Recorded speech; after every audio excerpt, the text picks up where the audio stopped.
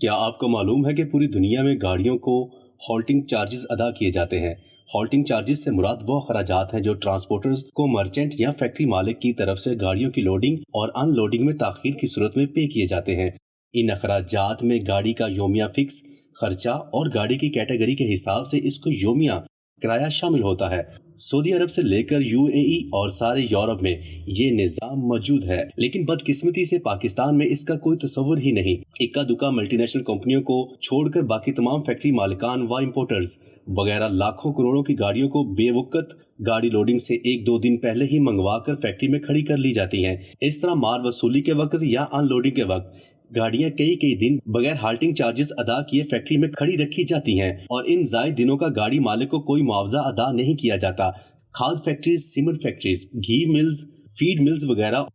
اور ان فیکٹریوں کے ڈسٹریبیوٹر کا سب کا طریقہ واردات یہی ہے، کبھی جگہ کی کمی کا بہانہ، کبھی لیبر کی کمی کا رونا، کبھی کرایہ کل ملے گا کا لالی پاپ اور کبھی جمعہ اور اتوار کی چھٹی کا ایشو۔ غرض یہ کہ وجہ کوئی بھی ہو، نقصان گاڑی مالک کا ہی ہوگا اور اکثر مقامات پر نہ تو گاڑی کھڑی کرنے کی کوئی مناسب جگہ ہوتی ہے اور نہ ہی ڈرائیور کے آرام کرنے کا کوئی مناسب بندوبست۔ اب ہونا تو یہ چاہیے کہ گاڑی کو روزانہ فکس خرچے کے ساتھ ساتھ یومیہ کرایہ بھی ملے، لیکن اس کے برعکس ٹرانسپورٹرز کو یہ تمام اخراجات اپنی جیب سے ادا کرنے پڑتے ہیں۔